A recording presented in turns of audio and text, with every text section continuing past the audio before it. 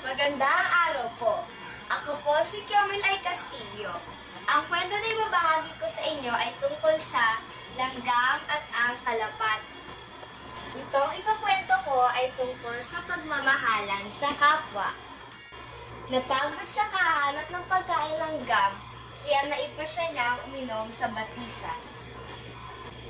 Sa pangingilid sa batuhan ay sinamang palad na madalas ang pobreng insekto na ikinalublob niya sa tubig.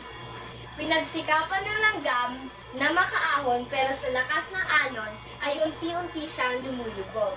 Sa sobrang takot ay nagsisigaw siya at nagmakaawang tulungan sa naninuman. Salamat at nakita siya ng lumilipad na kalapati. Idinungkadkad ng ibon ang bagbagis at dumapo sa pinakatuktok ng punong mangga. Tinuka-tuka nito ang sanga ng puno.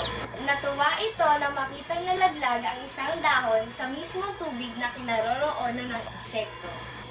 Dali-daling sumampa sa berdeng dahon ang takot na langgam. Malalim ito na pabuntong hininga nang mailigtas nito ang sarili. Salamat, kaibigang kalapati. Tinatanaw ko malaking utang na loob ang tulong mo.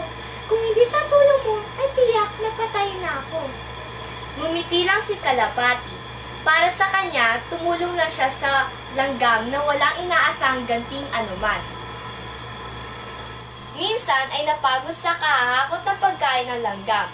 Ibinaba muna niya sa burol ang pasan-pasang bulto na asukal. Natuwa siya ng matanawa sa di kalayo ng isang talon na inaagusan ng malinaw na tubig na naiinuman.